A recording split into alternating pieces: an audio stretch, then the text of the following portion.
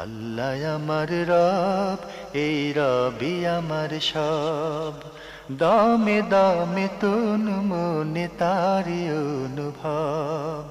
তোমার দুনিয়াতে আমি যেদিকে তাকাই, অথই নিয়ামতে ডুবে আছি সবাই। পাক পাখালির গানে শুনি তসবিহ কলরব, তসবিহ কলরব। আল্লাহ আমার রব, এই রবি আমার সব। আসসালামু আলাইকুম। প্রিয় দর্শক, আপনারা যারা দেশে আছেন প্রবাসে, সবাইকে জানাই অনেক অনেক প্রীতি ও শুভেচ্ছা। শুরু হলো এনটিভি আয়োজিত এবং লাভেলো নিবেদিত অনুষ্ঠান আপনার জিজ্ঞাসা।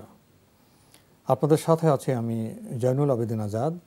আর আপনাদের মনে জাগা প্রশ্নের জিজ্ঞাসার জবাব দিচ্ছেন বিশিষ্ট আলেম ডক্টর মোহাম্মদ সাইফুল্লাহ। আসসালামু আলাইকুম ওয়া রাহমাতুল্লাহি ওয়া বারাকাতুহু। প্রিয় দর্শক, চলুন তাহলে জিজ্ঞাসার জগতে। প্রথমে একটি ইমেল পাঠিয়েছেন সাজেদা খাতুন। লিখেছেন, আমি এনটিভির আপনার জিজ্ঞাসা অনুষ্ঠানে একজন নিয়মিত দর্শক। জনাব সাইফুল্লাহ সাহেব মহানবী সাল্লাল্লাহু আলাইহি ওয়াসাল্লাম যতবার বলেন আমি ততবার ওনার সাথে বলতে পারি না, অনেক সময় ভুলে যাই।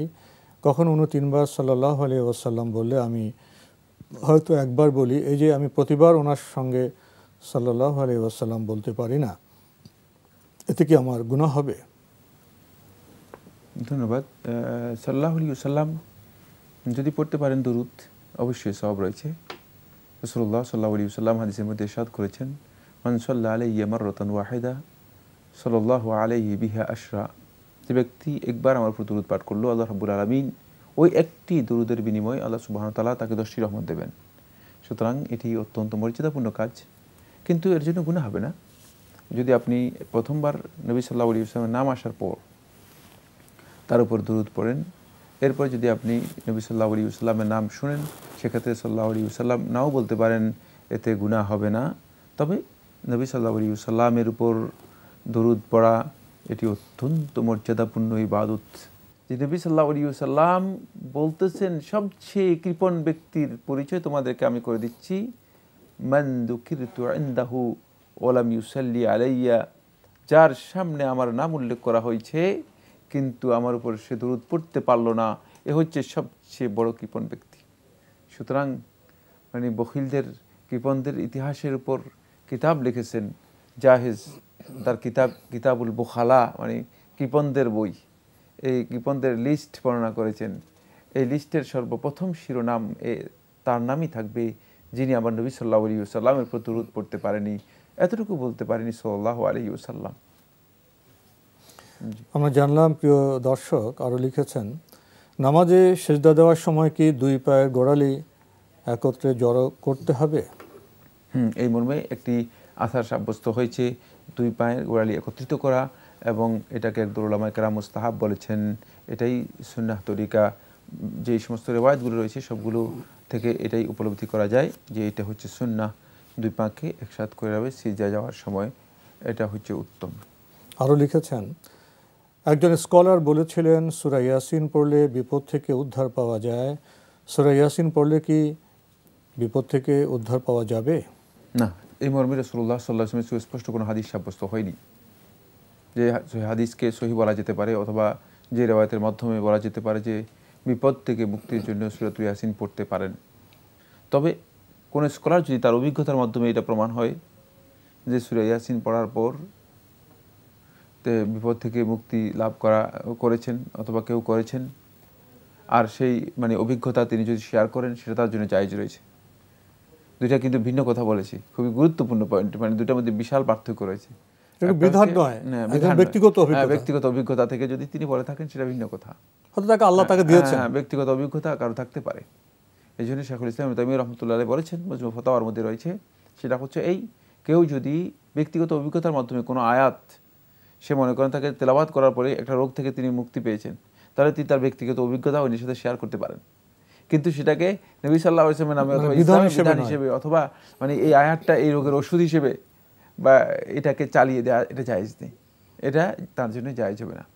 3 নম্বর যে বিষয়টি বলবো সেটা হচ্ছে কোরআনে কারীমের মধ্যে মুসিবত থেকে বাঁচার পদ্ধতি কি হবে, এটা কোরআনের মধ্যেও রয়েছে, হাদিসের মধ্যেও রয়েছে।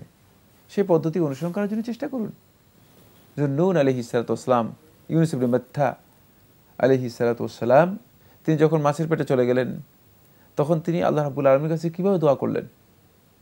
আল্লাহ রাব্বুল আলামিন কোরআনের মধ্যে শিক্ষা দিয়েছেন, লা ইলাহা ইল্লা আনতা সুবহানাকা ইন্নী কুনতু মিনাজ জালিমিন।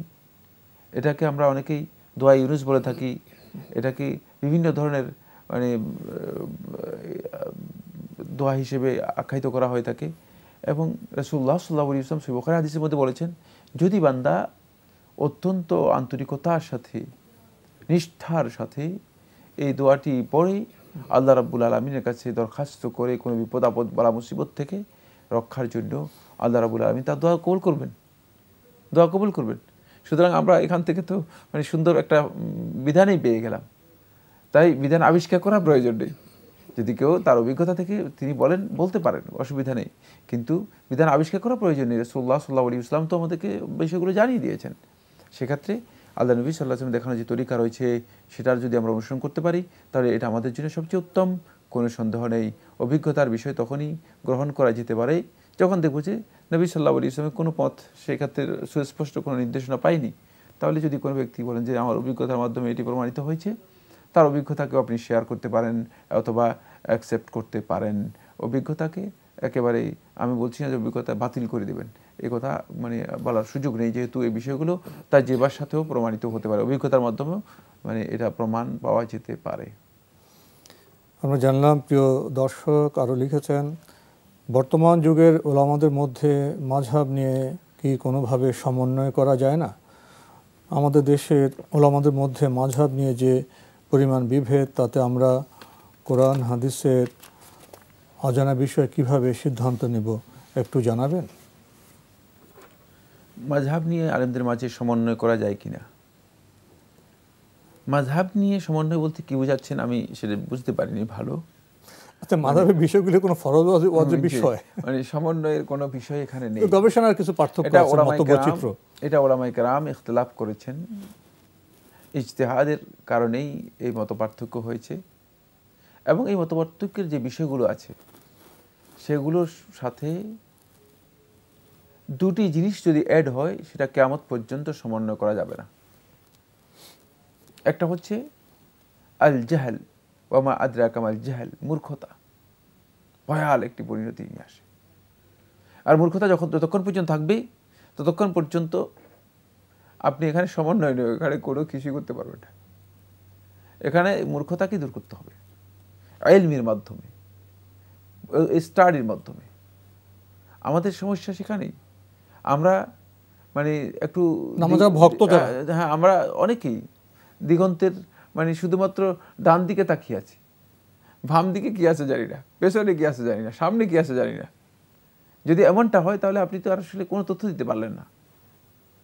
আপনাকে এইগুলো জানতে হবে। কোন একটা মাসআলার বিষয়ে যদি আপনি মানে সত্যিকার তাহকিক করতে যান, তাহকিক কেন? তাহকিক হচ্ছে এই জন্য যাতে করে আপনি সহিটা উপলব্ধি করতে পারেন, আপনি বুঝতে পারেন। সে তাহকিক যদি আপনি করতে যান, তাহলে অবশ্যই আপনাকে এই বিষয় সম্পর্কে বিস্তারিত জানতে হবে। এই বিষয়ে ডান বাম জানতে হবে, সামনে পেছনে জানতে হবে, আর সাথে সংশ্লিষ্ট যে সমস্ত কথা আছে সেগুলো সবটাই জানতে হবে। কিন্তু এই না জানার কারণেই, এখানে মূর্খতার কারণেই সমন্বয়ের প্রশ্নই আসে না, সমন্বয় আসবে না। আর যদি আপনি জানেন, তাহলে আপনি কোনোদিন কি করবেন না, সমন্বয়ের প্রয়োজন হবে, এমনিই সমন্বয় হয়ে যাবে। কারণ আলো আসার পরে অন্ধকার থাকেই না, প্রশ্নই আসে না, সমন্বয়ের কোনো মাসআলাই আসবে না। কেউ আসি বলবে না যে সমন্বয় করেন, এমনিতেই সমন্বয় হয়ে যাবে। কারণ আলেমগণ দ্বিমত করেন নাই মানে বিদ্বেষ তৈরি করার জন্য, আলেমগণ ইখতিলাফ করেন নাই এই জন্য যে লোকদের মধ্যে একটা মানে গ্রুপিং তৈরি হোক। 2 নম্বর যে বিষয়টি, সেটা হচ্ছে গোড়ামি। মূর্খতার সাথে আরেকটি জিনিস ভয়ঙ্কর, সেটা হলো অন্ধ অনুসরণ এমন পর্যায়ে নিয়ে গিয়েছে যে তিনি মনে করতেছেন যে মানে সমস্ত জ্ঞান শুধুমাত্র তিনি যে ইমামের বক্তব্য দিচ্ছেন তার কাছেই আছে, আর কারো কাছে নেই। অথচ সেই ইমাম কোনোদিন বলেন না যে আমার কাছে সমস্ত জ্ঞান রয়েছে। তার ছাত্ররাও এটা সমস্যা তো আমাদের ভক্তদের নিয়ে। ফলে মানে এখানেই মানে সবচেয়ে বড় গোড়ামি, অন্ধত্ব হয়ে গিয়েছে। এর কারণ হচ্ছে একটাই, সেটা হলো আমরা আসলে ইমামদেরকে, আলেমদেরকে, মুজতাহিদদেরকে যেভাবে তাকদীর করা দরকার, যেভাবে সম্মান করা দরকার, সেভাবে আমরা সম্মান করতে পারিনি। আমরা ভুল পথে সম্মান করতেছি। আমরা মনে করতেছি তাদের সম্মান রয়েছে, মানে তাদের কথাকে ভুল, মানে হাদিসের একেবারে অন্ধভাবে তাকলিদ করা, মানে হাদিসের বিপরীত মানে বক্তব্য থাকলেও তাদের কথাকে এস্টাবলিশ করার নাম হচ্ছে তাদের সম্মান, না এবং অহংবোধ থেকে। হ্যাঁ, এটা নয়, বরং তাদের কথাকে মানে সহি বক্তব্যে নিয়ে আসা, এটা হচ্ছে তাদের মর্যাদা। তাদেরকে মর্যাদায় রেখে, তাদের মর্যাদা দিয়ে সম্মানের সাথে তাদের এই কথাগুলোকে মানে কোরআন এবং হাদিসের অনুসরণে নিয়ে আসা, এটা হচ্ছে মূলত সহি বক্তব্য। কারণ সেখানে আপনি রাসূল সাল্লাল্লাহু আলাইহি ওয়াসাল্লাম অনুসরণ করতে পারবেন, সুতরাং আপনি আরও অনেক উপরে চলে গেলেন। এই বিষয়গুলো আমাদেরকে বুঝতে হবে। এগুলো যদি আমরা বুঝতে পারি, তাহলে দেখব যে আমরা মানে সমন্বয়ের বিষয় আসবে না। আমরা এমনিতেই পরস্পরকে মানে সহ্য করতে পারবো, সহনশীল হতে পারবো, পরস্পরের বক্তব্য নিতে পারবো, এবং আমাদের মধ্যে এই যে কাদা ছোড়াছুটি রয়েছে, মতানৈক্য রয়েছে, মতবিরোধ রয়েছে, বিদ্বেষ রয়েছে, হিংসা প্রতিহিংসা রয়েছে, সবটাই মিটিয়ে যাবে। আল্লাহ আমার রব, এই রবি আমার সব। আল্লাহ আমার রব, এই রবি আমার সব।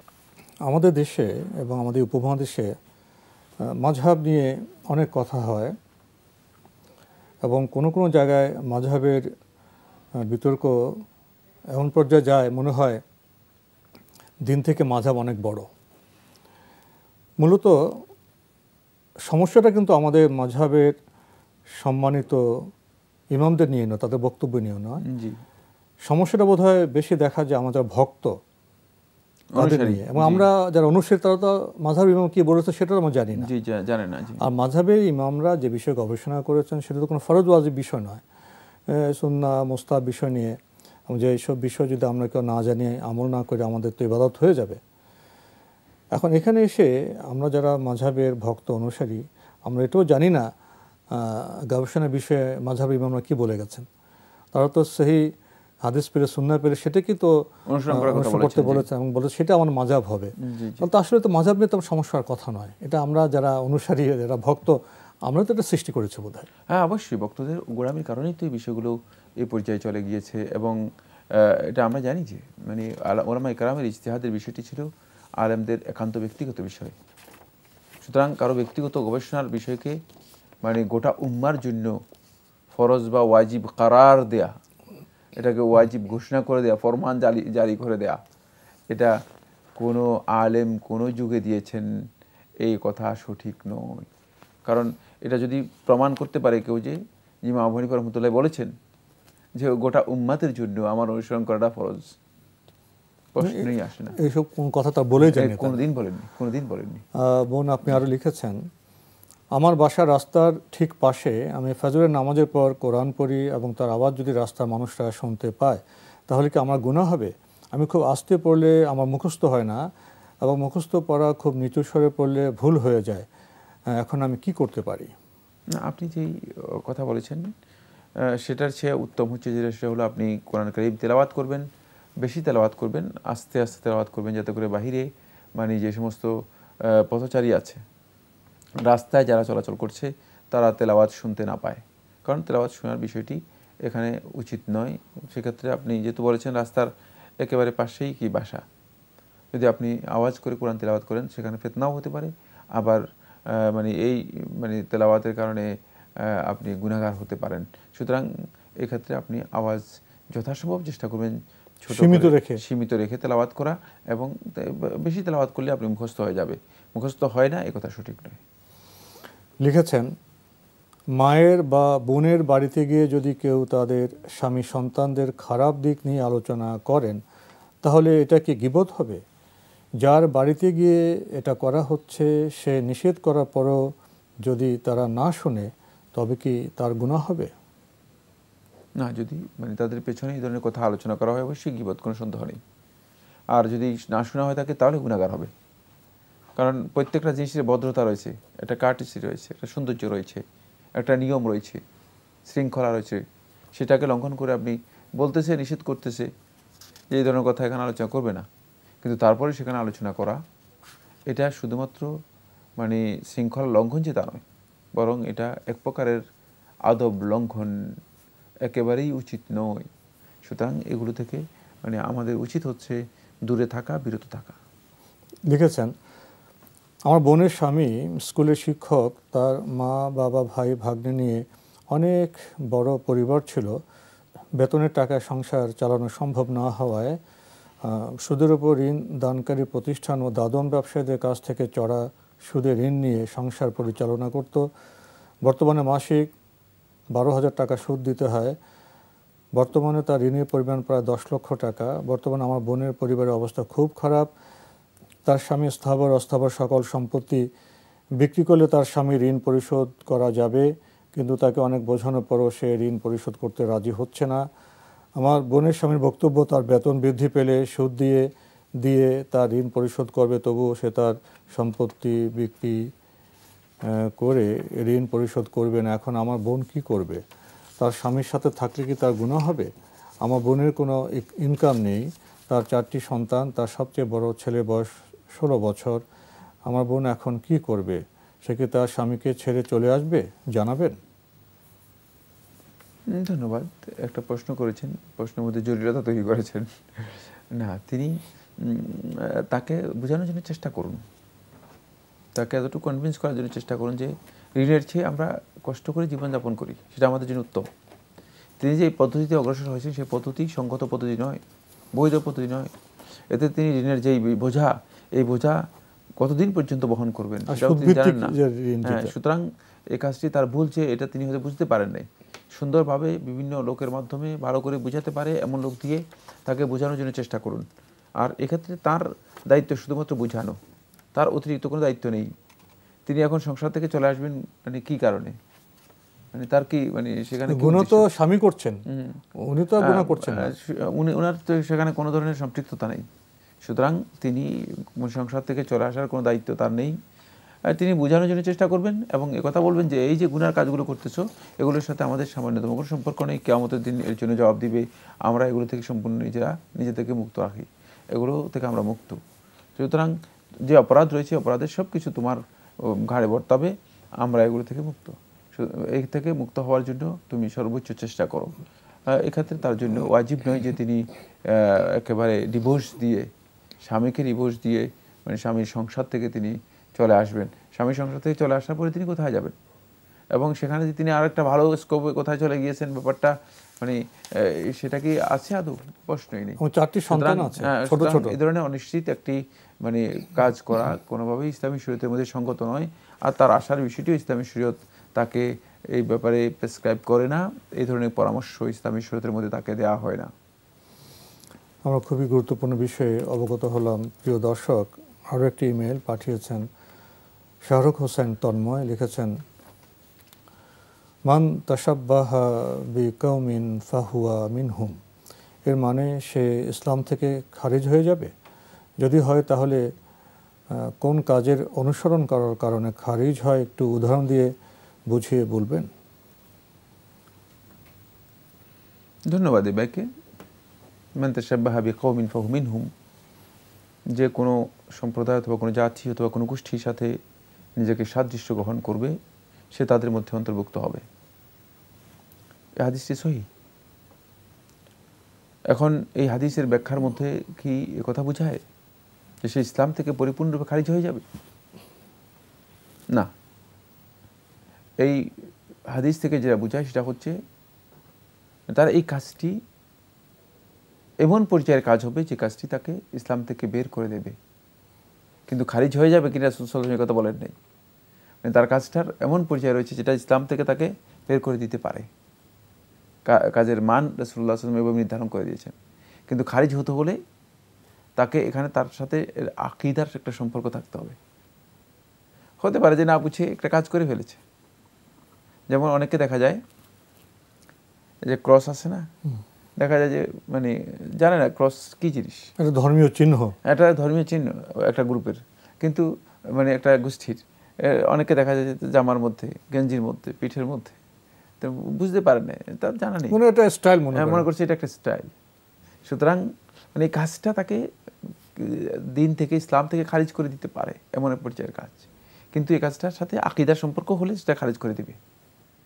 তার বিশ্বাস। আর যদি আকীদার সম্পর্ক না থাকে, তাহলে কাজটা যদি সে করে, তাহলে তার এই কাজটা ভুল হবে, গর্হিত কাজ হবে, সঠিক হবে না। দুটার মধ্যে বড় ধরনের ফারাক রয়েছে, পার্থক্য রয়েছে। আমার মনে হচ্ছে এটা বিবেচনা করতে পারবে বা বুঝতে পারবে। আর এরপরে যে লাস্ট যে কথাটি বলেছেন সেটা হচ্ছে মানে কোন ধরনের কাজ সেটাও জানতে হবে। সকল কাজ কিন্তু তাসাব্বুহের মধ্যে অন্তর্ভুক্ত হবে না। যেই কাজগুলোর সাথে ধর্মীয় চেতনা, ধর্মীয় উপলব্ধি অথবা ধর্মীয় কৃষ্টি কালচারের সম্পর্ক রয়েছে, সেগুলোই মূলত সাদৃশ্যতার মধ্যে অন্তর্ভুক্ত হবে। বাকি আদাতের সাথে সম্পৃক্ত যে বিষয়গুলো, প্রচলন প্রথার সাথে সম্পৃক্ত যে বিষয়গুলো রয়েছে, যেগুলো কোনো সম্প্রদায় অথবা কোনো গোষ্ঠীর বিশেষ কোনো আচরণ নয়, এলাকার বিষয়, সেগুলো এর মধ্যে অন্তর্ভুক্ত হবে না। জি, আমরা খুবই গুরুত্বপূর্ণ বিষয়ে অবগত হলাম প্রিয় দর্শক। সময়ের কারণে আমরা আজকে আর কষ্ট নিতে পারছি না, এখানে শেষ করতে হচ্ছে। আপনাকে অনেক ধন্যবাদ। আপনাকে অশেষ ধন্যবাদ। প্রিয় দর্শক, আমরা এতক্ষণ দেখছিলাম এনটিভি আয়োজিত এবং লাভ হলো নিবেদিত অনুষ্ঠান আপনার জিজ্ঞাসা। আমাদের এই অনুষ্ঠান আপনারা এনটিভি অনলাইনেও দেখতে পারবেন, ভিজিট করুন www.ntvbd.com। এছাড়া ইউটিউবে এবং আমাদের ভেরিফাইড ফেসবুক পেজে অনুষ্ঠান দেখতে পারবেন।